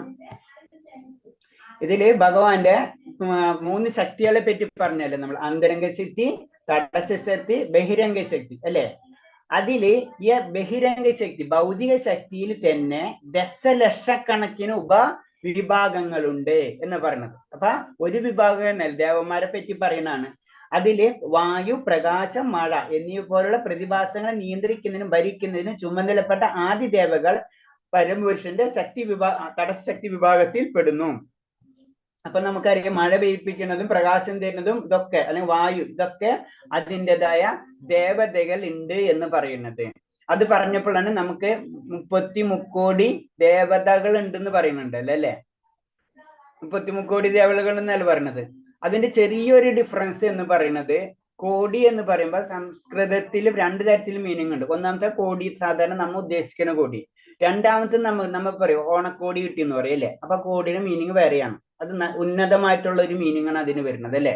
അപ്പൊ 2 തരത്തിൽ പറയും. അപ്പൊ ശരിക്കും 33നെ ക്ലാസിഫൈ ചെയ്യാൻ പറ്റുന്നുണ്ട്. അതായത് 8 വസുക്കള്, 11 ഇന്ദ്രന്മാര്, 8 വസുക്കള്, 11 രുദ്രന്മാര്, 12 ആദിത്യന്മാര്. അപ്പൊ നമുക്ക് എത്ര വന്നു? 30 വന്നു അല്ലേ? എത്ര വന്നത്? എത്ര വന്നു? 31 വന്നു. 31 വന്നില്ലേ? പിന്നെ 2 പേരുണ്ട്, ഇന്ദ്രനും പ്രജാപതിയും. അപ്പൊ ഇവർ രണ്ടും കൂടെ കൂട്ടുമ്പോഴാണ് 31 പേര്. ഇതിന്റെയാണ് ബാക്കി എല്ലാതും വരുന്നത്. ഇതാണ് മെയിൻ. അതിന്റെയാണ് ബാക്കിയുള്ള ശക്തികളും വരുന്നത്. അങ്ങനെയാണ് 33 എന്ന് പറയുന്നത്. 33 ശരിക്കും ദേവതാ സങ്കല്പത്തിൽ വരുന്നത്. അതിനോട് ബാക്കിയുള്ള 8 വസുക്കള്, 11 രുദ്രന്മാര്, 12 ആദിത്യന്മാര്, പിന്നെ ഇന്ദ്രനും പ്ലസ് പ്രജാപതിയും. നമ്മളെ 3 മൂർത്തികൾ ഉണ്ടല്ലോ, ത്രിമൂർത്തികൾ. ഇത് അതിന്റെ അപ്പുറത്താണ്. ഏത്? വിഷ്ണു, മഹേശ്വരൻ, പിന്നെ ബ്രഹ്മാവ്, ബ്രഹ്മദേവൻ, അതേപോലെ തന്നെ മഹാദേവൻ, പിന്നെ മഹാവിഷ്ണു. ഇത് അതിന്റെ അപ്പുറത്ത്. അത് കഴിഞ്ഞിട്ട് 33 ഇവര് 3 പേരും എല്ലാവരും ചെയ്യണം നമുക്കറിയാം അല്ലേ? പക്ഷെ അതിന്റെ അണ്ടറിലാണ് നമ്മളൊരു ഇത് നോക്കണെങ്കിൽ, ജനറൽ ആയിട്ട് നോക്കുമ്പോ ഈ 33 ദേവതകളാണ് എല്ലാത്തിനും വീണ്ടും നിയന്ത്രിക്കുന്നത്. പിന്നെ അതിന്റെ അണ്ടറിൽ കുറെ ദേവതാ സങ്കല്പങ്ങൾ വരും. ഇതാണ് അതിന്റെ ഒരു കൺസെപ്റ്റ്. അതാണ് ഇതിൽ പറയുന്നത്. ദശലക്ഷക്കണക്കിന് ബാഹ്യശക്തി, ഭൗതിക ശക്തിയിൽ ഇവയിൽ ഓരോ വിഭാഗത്തിനും ദശലക്ഷക്കണക്കിന് ഉപവിഭാഗങ്ങളുണ്ട്. അത് എന്താണ് ഭൗതിക ശക്തി എന്ന് പറയുമ്പോൾ? ഇതൊക്കെ ഭൗതിക ശക്തിയിൽ വരുന്നതാണ് അല്ലെ? അതിന് ബഹിരംഗ ശക്തിയിൽ തന്നെ ഇഷ്ടത്തിന് വിഭാഗങ്ങളുണ്ട്. അതേപോലെ തന്നെ നമുക്ക് തടശക്തിയിൽ അറിയാം, 84 ലക്ഷം ജീവവർഗങ്ങൾ. അതൊക്കെ അതിനോട് ബന്ധപ്പെട്ടിട്ട് വരുന്നതാണ്. അത് അതിൽ വരുന്നുണ്ട്. പിന്നെ എന്താണ് അന്തരംഗ ശക്തിയിലും വരുന്നുണ്ട്. ആത്മീയ ലോകത്തും പല പല മുക്താത്മാക്കളുണ്ട്. അതിൽ തന്നെ കുറെ വേരിയേഷൻസ് ഉണ്ട്. നമ്മ ഓരോ പറയണ്ടല്ലോ, ഓരോ അവിടെ തന്നെ പല ലോകങ്ങളുണ്ട്. അപ്പൊ അതിനനുസരിച്ചുള്ള പല കാര്യങ്ങളും അവിടെയും കാണാം. അപ്പൊ ഇതിന്റെ എല്ലാത്തിന്റെ കാരണക്കാരൻ ഭഗവാനാണ്. ഭഗവാൻ എല്ലായിടത്തും ഉണ്ട്. ഭഗവാന്റെ ശക്തി എല്ലായിടത്തും. അതിന്റെ അർത്ഥം ഭഗവാൻ ഇങ്ങനെ രൂപമില്ലാത്തതല്ല. അതാണ് ഇതിൽ ക്ലിയർ ആയിട്ട് നമുക്ക് പറഞ്ഞു തരുന്നത്. ഭഗവാന്റെ ശക്തി എല്ലായിടത്തും ഉണ്ട്, ഭഗവാൻ എല്ലായിടത്തും ഉണ്ട്. രണ്ടും ഉണ്ട്. ഭഗവാൻ നമ്മളെടുത്തുണ്ട്, ഭഗവാൻ സ്വധാമത്തിലുണ്ട്. അതാണ് ഈ മന്ത്രത്തിൽ നമുക്ക് ഏറ്റവും കൂടുതൽ മനസ്സിലാക്കേണ്ട പോയിന്റ്. അത് ഭഗവാൻ സ്വധാമസ്ഥനാണെങ്കിലും പരമപുരുഷൻ മനസ്സിനാൽ വേഗതയിൽ കൂടിയവനും മറ്റെല്ലാം അതിക്രമിക്കാൻ കഴിയുന്നവനുമാണ്. ആ മന്ത്രത്തിൽ ഫസ്റ്റ് പറയുന്ന അനജേത് ഇളകാത്തത്. അപ്പൊ ഭഗവാൻ ഒരു സ്ഥലത്ത് തന്നെയാണ് ഇരിക്കുന്നത്. ഏകം, ഒന്ന്. മനസ്സിനേക്കാൾ ജവീയ, അധികം വേഗമുള്ളത് എന്ന് പറയും. അപ്പൊ ഭയങ്കര സ്പീഡിലും പോവും, അന്ന് അവിടെ തന്നെ നിൽക്കുകയാണ് ഭഗവാൻ. ഇതാണ് ഈ മന്ത്രം പറഞ്ഞു തരുന്നത്. പിന്നെ ദേവന്മാർക്കും മറ്റുള്ളവർക്കും ഭഗവാനെ പറ്റി അറിയില്ല. എല്ലാത്തിനും നിയന്ത്രിക്കുന്നത്, അതായത് ദേവാദിദേവൻ, ദേവന്മാരുടെ ദേവൻ, അതാണ് ഭഗവാൻ. അതാണ് ഈ മന്ത്രത്തില് പറഞ്ഞു തരുന്നത്. ഹരേ കൃഷ്ണ. അപ്പൊ നമ്മളത് കഴിയാ. എന്തെങ്കിലും സംശയം? പ്രഭുജി, ആ പൂർണ്ണജ്ഞാനം എന്ന് പറഞ്ഞതിന്റെ സ്ലൈഡ് ഒന്നുകൂടി ഒന്ന് കാണിക്കാവോ? പൂർണ്ണജ്ഞാനം എവിടെയാണ് കണ്ടത്? അവസാനം പറഞ്ഞത്. അവസാനാണോ? ഓക്കെ, ഇതല്ലേ പൂർണ്ണജ്ഞാനം എന്നാൽ? ഭഗവാനും അവിടുത്തെ സവിശേഷതകളുടെ അറിയലും അവിടുത്തെ പ്രവർത്തനങ്ങളെ കുറിച്ച് അറിയുകയും എന്നതുമാണ്.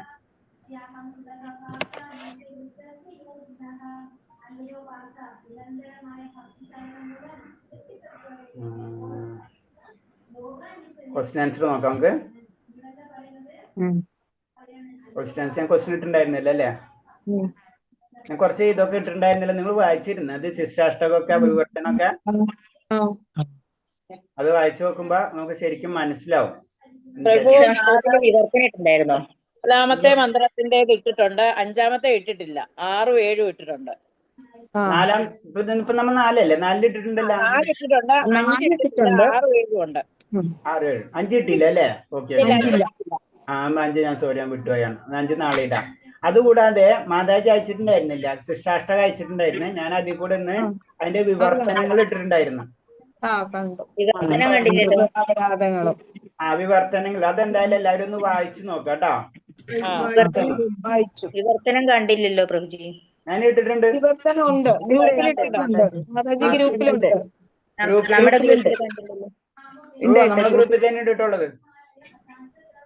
ഞാൻ ഇട്ടിട്ടുണ്ട്. മാതാജി ഇട്ട് എന്റെ മുകളിൽ എടുക്കുന്നുണ്ട്. അപ്പൊ അതെന്തായാലും വായിച്ചു നോക്കാം. അത് വളരെ ഇമ്പോർട്ടന്റ് ആയിട്ടുള്ളതാണ്. അത് വായിക്കുമ്പോൾ തന്നെ നമുക്ക് കുറെ കാര്യങ്ങൾ മനസ്സിലാവും. വിവർത്തനം, പിന്നെ മന്ത്രം, അത് ശിശാഷ്ടമം എല്ലാം റെഡി ആയിട്ടുള്ള ഒരു അതേതാണ്? ഏതാ ശിശാഷ്ടകം ഇട്ടിട്ടുണ്ട്. ശിഷ്ടാഷ്ടകം ഇട്ടിട്ടുണ്ട്. അത് ചൊല്ലാൻ ആഗ്രഹിക്കുന്നവര് അത് പഠിക്കുക. ജസ്റ്റ് അതിന്റെ ശ്ലോകം എങ്ങനെയാണ് ചൊല്ലേണ്ടതെന്ന് മാതാജി ഗ്രൂപ്പിൽ ഇട്ടിട്ടുണ്ട്. അത് നോക്കി നിങ്ങൾ പഠിച്ചു കഴിഞ്ഞാൽ പേര് തന്നു കഴിഞ്ഞാൽ നമ്മൾ വെള്ളിയാഴ്ച അല്ലേ പറഞ്ഞത്, വ്യാഴം വെള്ളി ശനിയാഴ്ച ആയിട്ട് നമുക്ക് അന്ന് ജസ്റ്റ് ടെസ്റ്റ് എടുത്തിട്ട് നമുക്ക് പിന്നെ നറുക്കെടുത്തിട്ട് അന്ന് അമ്പലത്തിലേക്ക് അവരെ നമ്പർ പേരുകൾ പറയാം. ഓക്കെ. അപ്പൊ അതിനകത്ത് ഞാൻ ശ്ലോകവും വിവർത്തനവും ഇട്ടിട്ടുണ്ട്. അതിന്റെ അർത്ഥം നമുക്ക് മനസ്സിലാവണമല്ലോ. പിന്നെ നാമാപരാധം നോക്കിയിട്ടല്ലേ ചൊല്ലുക? നോക്കിയിട്ടാ ചെല്ലണ്ട്. ബൈഹാർട്ട് ചെയ്യേണ്ട ആവശ്യമില്ല. ഓക്കെ. അതിന്റെ ട്യൂണ് മാതാജി ഇട്ടിട്ടുണ്ട്, വിജയശ്രീ മാതാജി ഇട്ടിട്ടുണ്ട്. അല്ല നിങ്ങൾക്ക് യൂട്യൂബിലായാലും കിട്ടും. വിജയശ്രീ മാതാജിന്റെ ട്യൂണിൽ ചെയ്താലും എങ്ങനെയാണെങ്കിലും കുഴപ്പമില്ല. ട്യൂൺ നല്ലതായിരിക്കാൻ ശ്രമിക്കുക എല്ലാവരും. പിന്നെ അപരാധങ്ങൾ ഇട്ടിട്ടുണ്ട്. അത് ഇംഗ്ലീഷിൽ ഇട്ടിട്ടുണ്ട്. ഇംഗ്ലീഷിൽ നമ്മൾ പറയേണ്ടി വരാം, മലയാളത്തിലും ഇട്ടിട്ടുണ്ട്. അപ്പൊ അതിന്റെ മനസ്സിലാവും നമുക്ക് അപരാധങ്ങൾ. അതും ഒന്ന് വായിച്ച് ഒന്ന് ക്ലിയർ ചെയ്യാം. ഓക്കെ. നമുക്ക് അടുത്ത പ്രാവശ്യം അമ്പലത്തിൽ എല്ലാവരും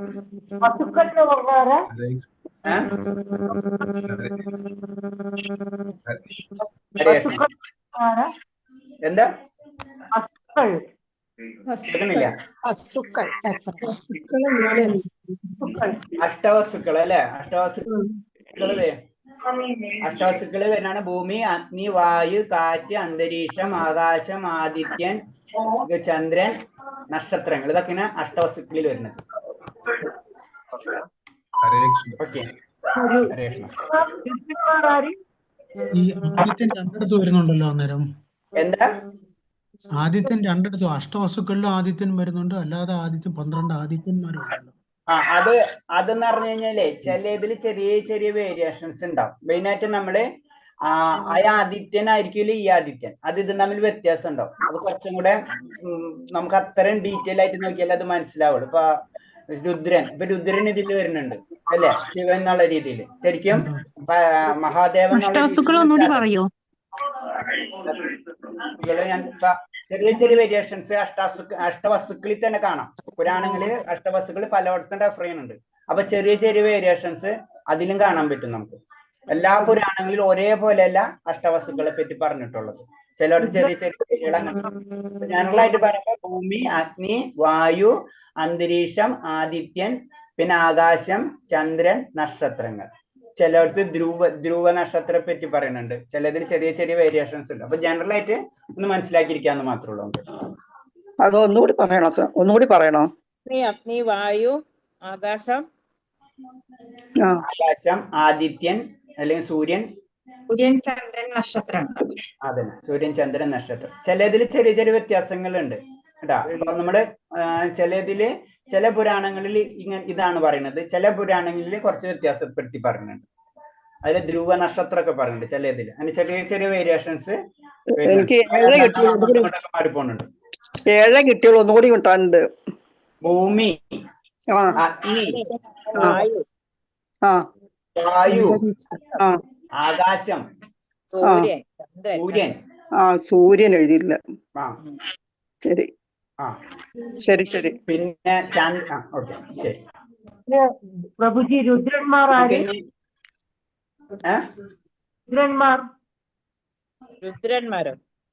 11 രുദ്രന്മാര്. 11 രുദ്രന്മാരുണ്ട്. അത് രുദ്രന്മാര് പേരെനിക്ക് അത്ര ഓർമ്മ വരുന്നില്ല. 11 രുദ്രന്മാരുണ്ട്, 12 ആദിത്യന്മാരുണ്ട്. പേര് വേണമെങ്കിൽ നാളെ നോക്കിയിട്ട് ഞാൻ പറഞ്ഞുതരാം. രുദ്രന്മാരും 12 നമ്മള് ഭഗവതിയിൽ പഠിക്കണില്ലേ, രുദ്രന്മാരും 12 ആദിത്യന്മാരൊക്കെ പറ്റി. അതന്നെ, രുദ്രന്മാരുണ്ട്, 11 രുദ്രന്മാരുണ്ട്.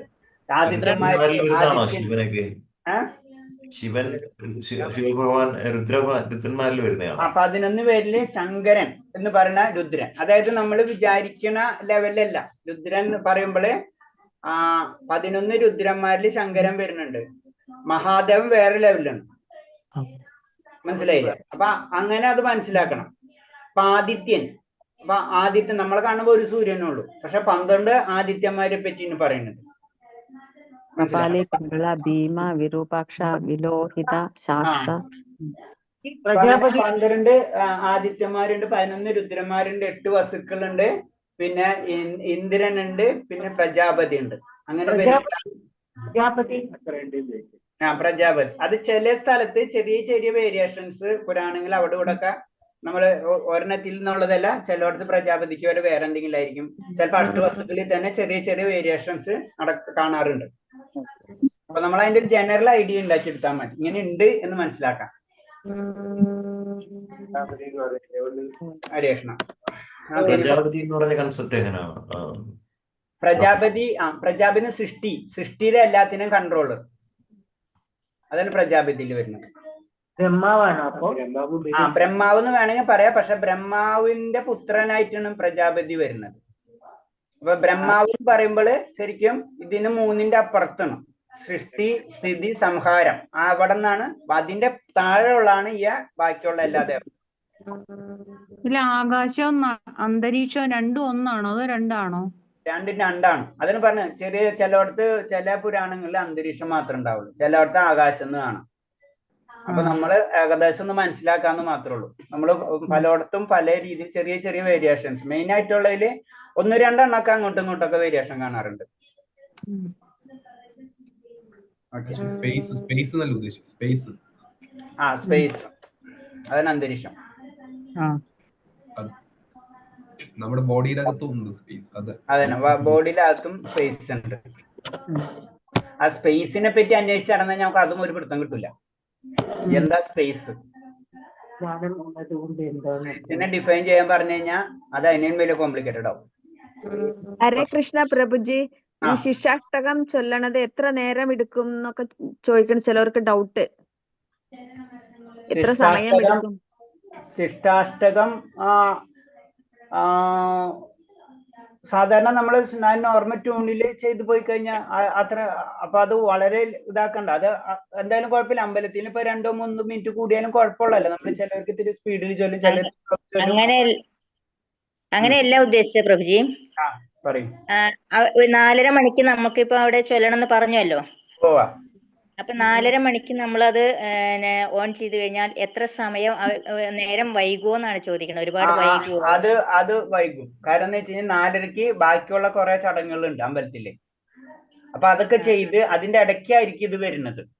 അപ്പൊ കറക്റ്റ് ടൈം നമുക്ക് പറയാൻ പറ്റില്ല. അപ്പൊ നമ്മൾ 4:30 തൊട്ട് വീഡിയോ ഓൺ ചെയ്ത് നമ്മൾ നാമം ജപിക്കുക, ലൈവ് കാണുക, ലൈവ് കണ്ടുകൊണ്ടിരിക്കാം. നമുക്ക് അതിന്റെ ഇടയ്ക്ക് നമ്മളെ നമ്പർ വരും, അപ്പൊ നമ്മളെ വിളിക്കും. അപ്പൊ ഇവിടുത്തെ അഡ്മിൻസ് ആരെങ്കിലും ഉണ്ടാവും. അപ്പൊ നമ്മൾ വിളിച്ച് നമുക്ക് ആ സമയത്ത് നമ്മൾ വീഡിയോ ഓൺ ചെയ്യുക. അപ്പൊ അവര് ശരി പറഞ്ഞോളം പറയും. അപ്പൊ നമ്മൾ ഇതുപോലെ തന്നെ നമ്മളെ അമ്പലത്തിലുള്ള നമ്മൾ ലൈവ് ഓൺ ചെയ്യുക, വീഡിയോ ഓൺ. അപ്പൊ നമുക്ക് ആ പെർമിഷൻ കിട്ടും. അല്ലെങ്കിൽ നമ്മൾ എല്ലാവരും മംഗളം ചൊല്ലിക്കഴിഞ്ഞ ബുദ്ധിമുട്ടാണല്ല. അപ്പൊ എന്താ ചെയ്യുക, ആ സമയത്ത് നമ്മള് അൺമ്യൂട്ട് ചെയ്യുക, നമ്മളോട് ചൊല്ലാൻ പറയും, നമ്മൾ ചൊല്ലാം. അപ്പൊ എത്ര മണി വരെ ഇരിക്കേണ്ടി വരും? 6-7 മണി വരെയൊക്കെ ഇരിക്കേണ്ടി വരുമോ? ഇല്ല 4-5:30 വരെ ഏകദേശം 1 മണിക്കൂറോളം. അതിന്റെ ഇടയ്ക്ക് 1 മണിക്കൂറിന്റെ ഇടയ്ക്ക് ഗ്യാപ്പിൽ കിട്ടും നമുക്ക്. അപ്പൊ അത്തരം പേരെ നമ്മള് നാമം ചൊല്ലിരുന്നാൽ മതി. ഓക്കെ.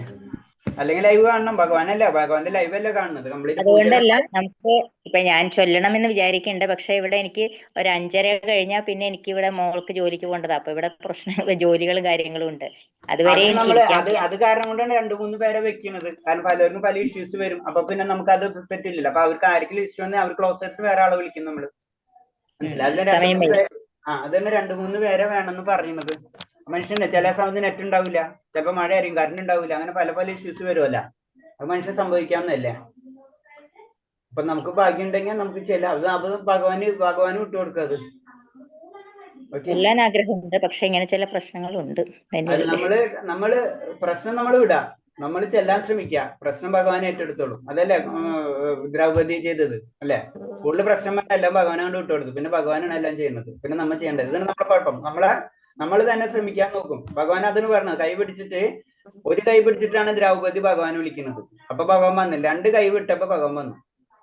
ഭഗവാനെ നിനക്ക് ഒരു കൈ നീ നിനക്ക് നല്ല ഉറപ്പുള്ളായിരുന്നു, നീ ഒരു കൈ പിടിച്ചത്, അപ്പൊ നീ ഒരു കൈ കൊണ്ട് ചെയ്യാം. അപ്പൊ നമുക്കൊണ്ട് ചെയ്യാൻ പറ്റുന്ന എല്ലാം കഴിഞ്ഞ് ലാസ്റ്റ് സറണ്ടർ മൂഡിലേക്ക് നമ്മൾ പോകും.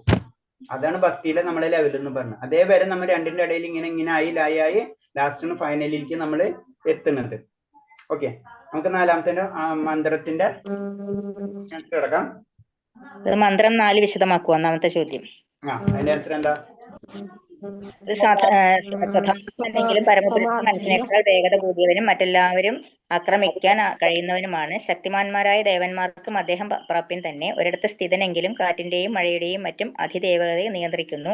മഹത്വത്തിൽ അവിടുന്ന് സകലത്തിനെയും അതിശയിപ്പിക്കുന്നു. ഭഗവാന്റെ മറ്റെല്ലാവരെയും ആക്രമിക്കാനല്ല, അതിക്രമിക്കാൻ. ഓക്കെ, അതായത് മനസ്സിനേക്കാൾ വേഗത കൂടിയത് അല്ലെ ഭഗവാൻ. ഭഗവാൻ സ്വതാമസ്തി. നമ്മളെപ്പോഴും ചിന്തിക്കുക ഭഗവാൻ സ്വതാമസ്തി തന്നെയാണ്. ഭഗവാന്റെ പൊസിഷൻ പ്രൈം മിനിസ്റ്റർ അതിക്രമിക്കും. ഓക്കെ, എന്തായാലും അപ്പൊ പറഞ്ഞത് ഇത്രേ ഉള്ളൂ. ഭഗവാൻ ആ പൊസിഷനിൽ ഇരിക്കുകയാണ് ഏത് സമയത്തും. സച്ചിദാനന്ദത്തിലാണ് ഭഗവാൻ. പക്ഷെ ബാക്കി എല്ലാ കാര്യത്തിലും ഭഗവാന്റെ കൺട്രോളുണ്ട്. അതിന് ഭഗവാൻ ആനന്ദത്തിലാണ് നിൽക്കുന്നത്. മന്ദഹാസത്തിലാണ് ഏത് സമയത്തും. അതാണ് ഈ ഇതിൽ പറയുന്നത്. അടുത്ത ചോദ്യം എന്താ? ഭഗവാന്റെ 3 ശക്തികൾ ഏതെല്ലാം? അത് അന്തരംഗ ശക്തി, ബഹിരംഗ ശക്തി, തടസ്സ ശക്തി. അത് പലപ്പോഴും നമ്മൾ പഠിച്ചിട്ടുള്ളതാണ് അല്ലെ. ബഹിരംഗ ശക്തി, അന്തരംഗ ശക്തി, തടസ്സ ശക്തി. 3 തരം ശക്തികളാണ് ഭഗവാനുള്ളത്. പിന്നെ അത് വിശദമാക്കാൻ പറഞ്ഞിട്ടുണ്ട്. അന്തരശക്തി എന്ന് പറയുമ്പോ എന്താ പറയുന്നത്? ഒരിടത്ത് തന്നെ സ്ഥിതനെങ്കിലും അഗ്നിക്ക് തന്റെ ചൂടും പ്രകാശവും എല്ലാ സ്ഥലത്തേക്കും വ്യാപിപ്പിക്കാൻ കഴിയും. അതുപോലെ പരമ ദിവ്യോത്തമ പുരുഷൻ സ്വധാമത്തിൽ സ്ഥിതി ചെയ്യുന്നത് കൊണ്ട് തന്നെ തന്റെ വൈവിധ്യമാർന്ന ശക്തികളെ എല്ലായിടത്തും അതല്ല വായു, പ്രകാശം, മഴ എന്നിവ പോലുള്ള പ്രതിഭാസങ്ങളെ നിയന്ത്രിക്കുന്നതിനും ഭരിക്കുന്നതിനും ചുമതലപ്പെട്ട അധിദേവതകൾ പരമപുരുഷന്റെ തടസ്ഥ ശക്തി വിഭാഗത്തിൽ പെടുന്നു. മനുഷ്യൻ ഉൾപ്പെടുന്ന താരതമ്യേന താഴ്ന്ന തരം ജീവസത്തകളും തടസ്ഥ ശക്തികളാൽ ഭൗതിക ലോകം ഭഗവാന്റെ ബാഹ്യശക്തിയുടെ സൃഷ്ടിയും. തടസ്സ ശക്തിയിൽ വരുന്നതാണ് നമ്മളും ദേവതകളും. അപ്പൊ തടസ്സ ശക്തി. അടുത്തത് ഭൗതിക ലോകം. ഭൗതിക ലോകത്തിൽ വരുമ്പോ ഭഗവാന്റെ ബാഹ്യശക്തിയും സൃഷ്ടിയും. ഭഗവാന്റെ ബാഹ്യശക്തി അതാണ് ഭൗതിക ലോകം. പിന്നെ പറയുമ്പോ സ്വധാമം, ആധ്യാത്മിക വ്യോമത്തിലുള്ള സ്വധാമം, അന്തരംഗ ശക്തി. അപ്പൊ ഒരു ശക്തി എന്ന് പറയുന്നത് ജീവാത്മാക്കൾ നമ്മളെല്ലാവരും, അതാണ് തടസ്സ ശക്തി. രണ്ടാമത്തെ എന്ന് പറഞ്ഞാൽ ഭൗതിക ലോകം, അത് ബഹിരംഗ ശക്തി. പിന്നെ അന്തരംഗ ശക്തി എന്ന് പറഞ്ഞാൽ ഭഗവാന്റെ ആധ്യാത്മിക ലോകം, അതിന് അന്തരംഗ ശക്തി എന്ന് പറയും. പിന്നെ പൂർണ്ണജ്ഞാനം എന്നതുകൊണ്ട് എന്താണ് അർത്ഥമാക്കുന്നത്? പൂർണ്ണജ്ഞാനം അത് ഭഗവാനെ അവിടുത്തെ എല്ലാ സവിശേഷതകളോടും കൂടി അറിയലും അവിടുത്തെ ശക്തികളെ കുറിച്ചും അവയുടെ പ്രവർത്തനങ്ങളെ കുറിച്ചും അറിയുക എന്നതുമാണ് പൂർണ്ണജ്ഞാനം എന്നത്. അപ്പൊ അതാണ് ശരിയാ. പൂർണ്ണജ്ഞാനം എന്നാൽ ഭഗവാനെ അവിടുത്തെ എല്ലാ സവിശേഷതകളോടെ അറിയലും അവിടുത്തെ പ്രവർത്തനത്തെ കുറിച്ച് അറിയുക എന്നതുമാണ്. അതാണ് പൂർണ്ണജ്ഞാനം കൊണ്ട് ഉദ്ദേശിക്കുന്നത്. ഹരേ കൃഷ്ണ. അപ്പൊ ഇതിൽ നമ്മൾ ഏറ്റവും ഇമ്പോർട്ടന്റ് ആയിട്ടുള്ള പോയിന്റ് നമ്മൾ അത് മൈൻഡിൽ വെക്കേണ്ടത് ഇത്രയുള്ളൂ. ഇളകാത്തത്, അനേജത്, ഇളകാത്തത്. മന്ത്രം 4. ഈ മന്ത്രത്തിൽ നിന്ന് എന്തായിരിക്കും ചോദ്യം ചോദിക്കുക? ഈ മന്ത്രം നമ്മൾ അല്ല എക്സാമിന് ഇത്രേ ഉള്ളൂ. ഈ മന്ത്രം എന്താണ് പറയുന്നത് അത്ര മാത്രം ചോദിക്കുള്ളൂ. വിവർത്തനം പറയണായിരിക്കും. വിവർത്തനം നമ്മളെ ഭാഷയിൽ പറയാം. ഇത് ബേസിക് പറയണമെന്നില്ല, നമുക്ക് മനസ്സിലാവുന്ന രീതിയിൽ പറഞ്ഞാൽ മതി. ചുരുക്കി പറഞ്ഞു. നമുക്കിപ്പോ ഇതിൽ സിമ്പിൾ ആയിട്ട് പറയുമ്പോൾ എന്താണ് ഭഗവാന്റെ ശക്തിനെ പറ്റി പറയണമെന്ന് പറഞ്ഞാലും ഒരു ഭാഷയിൽ ആൻസർ ആയി. പിന്നെ കുറച്ചും കൂടെ പറയുമ്പോ പറയാം ദേവന്മാരെയും ഇതൊക്കെ കൺട്രോൾ ചെയ്യണത് ഭഗവാനാണ് എന്ന് നമുക്ക് പറയാം. ഭഗവാന്റെ ശക്തിയാണ്. ഭഗവാനെ കുറിച്ച് മാത്രമാണ് പറയുന്നത്. ഭഗവാനെ ഒന്നേ ഉള്ളൂ, ഭഗവാനെ ആരാധിക്കുക എന്ന് പറഞ്ഞു അതല്ലേ? അതല്ല, അത് എല്ലാത്തിലും കൂടെ ഒരു ഇത് വരുന്നതാണ്. പക്ഷെ ഈ മന്ത്രത്തില് നമുക്ക് പറഞ്ഞു വരുന്നത് എന്താണ്? ഭഗവാൻ സ്വതാമസ്ഥനാണെങ്കിലും ഭഗവാൻ എന്താണ് എല്ലായിടത്തേക്കും പോകാൻ കഴിയും. ഞാനിപ്പോ അമേരിക്കയിൽ എനിക്ക് ഒരു സെക്കൻഡ് കൊണ്ട് ഇന്ത്യയിൽ എത്താൻ പറ്റില്ല അല്ലെ, പക്ഷെ ഭഗവാൻ എത്താൻ പറ്റും. അതാണ് പറഞ്ഞത്. സ്വതാമസ്ഥയിലാണെങ്കിൽ പരമപുരുഷൻ മനസ്സിന്റെ വേഗതയിൽ കൂടുതൽ ഭഗവാൻ എവിടെ വേണമെങ്കിലും എത്താൻ ചെയ്യാൻ പറ്റും. അപ്പൊ ഭഗവാൻ അവിടെയുണ്ട്, ഇവിടെയുണ്ട്. മനസ്സിനേൽ വേഗത എന്ന് പറയുമ്പോൾ എന്താണ്? അങ്ങനെ ഒരു വേഗത നമുക്ക് സങ്കല്പിക്കാൻ പറ്റില്ല അല്ലേ? അപ്പൊ എന്താണ്? ഭഗവാൻ അവിടെയുണ്ട്, ഇവിടെയുണ്ട്. അങ്ങനെയാണ് നമ്മൾ മനസ്സിലാക്കേണ്ടത്. പിന്നെ ദേവന്മാർക്ക് പോലും ഭഗവാനെ മനസ്സിലായിട്ടില്ല. കാരണം ദേവന്മാരാണ് അത്രയും പവർഫുൾ ആണ് ഋഷിമാർ. അതിന് പറയാ നമ്മള് വിഭൂതി യോഗത്തിൽ ആ ശ്ലോകം തന്നെ പറഞ്ഞത് 10-ാം അധ്യായത്തിലെ 2-ാമത്തെ ശ്ലോകം തന്നെ പറഞ്ഞതാണ്. എന്റെ ഉൽപ്പത്തി വിഭൂതി എന്നിവയെ പറ്റി ദേവന്മാർക്കോ ഋഷിമാർക്കോ അറിഞ്ഞുകൂടാ. ഏത് വിധത്തിലും അവരുടെ എല്ലാം ഉത്ഭവം ഞാനാണ്. പിന്നെ ഇതിൽ പിന്നെ ഒരു പോയിന്റ് കൂടെ പറയുന്നത് എന്താണ്, ഇതിനെ നിയന്ത്രിക്കുന്നത്, കാറ്റിനെ നിയന്ത്രിക്കുന്ന, മഴയെ നിയന്ത്രിക്കുന്ന ദേവന്മാരെ അടക്കം ഭഗവാൻ തന്നെയാണ് നിയന്ത്രിക്കുന്നത്. അതാണ് ഈ മന്ത്രത്തിന്റെ വിവർത്തനമായിട്ട് വരുന്നത്. പൂർണ്ണജ്ഞാനം. ഓക്കെ. പിന്നെ ഭഗവാന്റെ മഹത്വത്തിൽ അവിടുന്ന് സകലതിനെയും അതിശയിപ്പിക്കുന്നു. ഭഗവാൻ എന്താണ് ചെയ്യുന്നത് അത് നമുക്ക് ഹിരണ്യകശിപിന്റെ വധം ആലോചിച്ചാൽ മാത്രം അറിയാം അല്ലെ? നരസിംഹ ഭഗവാന്റെ എല്ലാ ശക്തികളെയും നിയന്ത്രിക്കുന്നത് ഭഗവാനാണെന്ന് ചുരുക്കത്തിൽ പറഞ്ഞാൽ മതി അല്ലേ? എല്ലാ ശക്തികളെയും നിയന്ത്രിക്കുന്നത് പറഞ്ഞു ഒരു പോയിന്റ് ആയുള്ളൂ. അതിൽ 3 പോയിന്റ് കവർ ചെയ്യുന്നുണ്ട്. 4-5 പോയിന്റ്. ഒന്ന് സ്വതാസ്തവനാണെങ്കിലും സ്വന്തം ഭഗവാൻ ഉള്ളത് 1-ാമത്തെ പോയിന്റ്. വേഗത കൂടിയവനാണ്, മറ്റുള്ളവരും അതിക്രമിക്കാൻ കഴിയുന്നയാളാണ്. പിന്നെ ശക്തിമാന്മാരായ ദേവന്മാർക്ക് പോലും അദ്ദേഹത്തിനെ പറ്റി അറിയില്ല. പിന്നെ ഒരിടത്ത് സ്ഥിതിതനാണെങ്കിലും കാറ്റിന്റെയും മഴയുടെയും മറ്റും അതിദേവതകളെ നിയന്ത്രിക്കുകയും മഹത്വത്തിൽ അവിടുന്ന് അതിശയിപ്പിക്കുകയും ചെയ്യുന്നു. ഇത് എല്ലാ പോയിന്റ്സും പറയണം അല്ലേ? അതെ, 4 പോയിന്റ്. 4 പോയിന്റ് എല്ലാം പോയിന്റ്സ് പറഞ്ഞ ബെറ്റർ. മിനിമം ഇത്രയെങ്കിലും പറയണം. മെയിൻ പോയിന്റ് ഇതിലാണ്, ഭഗവാൻ സ്വതാമസ്ഥയിലാണ്. ആ ഭഗവാന് എവിടെ എത്താനുള്ള കഴിവുണ്ട്. അപ്പൊ തന്നെ ഭഗവാൻ എന്താണെന്ന് നമുക്ക് മനസ്സിലായി. അത് അറ്റ് എ ടൈമില് മനസ്സിനേലും വേഗത്തിലാണ്. അപ്പൊ നമ്മൾ ചിന്തിക്കണം. അപ്പൊ ഭഗവാൻ അങ്ങനെ ഒരു വേഗത ഭഗവാൻ ഉണ്ടെങ്കിൽ എന്താണ്, അവിടെ ചിന്തിക്കുന്ന പോലെ തന്നെ ഇവിടെ എത്തി ഭഗവാൻ. വേറെ എന്തെങ്കിലും സംശയം ഉണ്ടാ? ഓക്കെ, ഹരേ കൃഷ്ണ. അതൊന്നുകൂടി വിശദീകരിക്കണോ?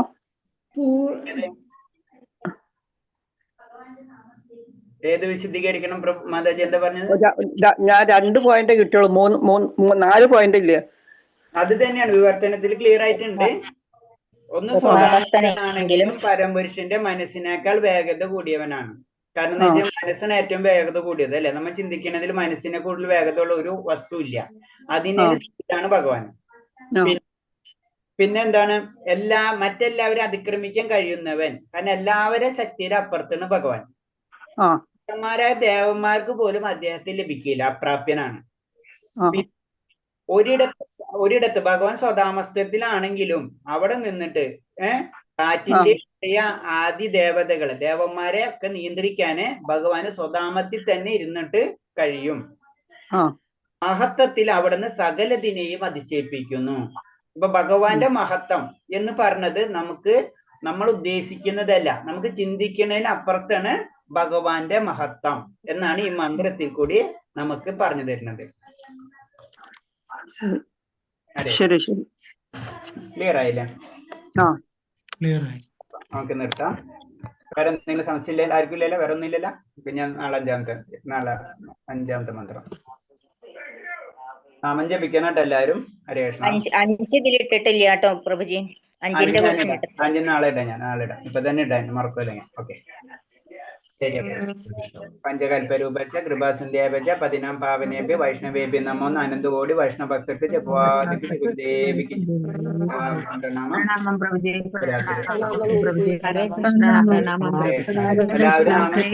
ജപിക്കണം കേട്ടോ. നമ്മള് ലെവലായി ആകപ്പാടുള്ള ഒരേ ഒരു ഫീസ്. ഹരേ കൃഷ്ണ പ്രഭുജി. ഹരേ കൃഷ്ണ. ഹരേ കൃഷ്ണ. ഹരേ കൃഷ്ണ. എല്ലാവർക്കും പ്രണാമം.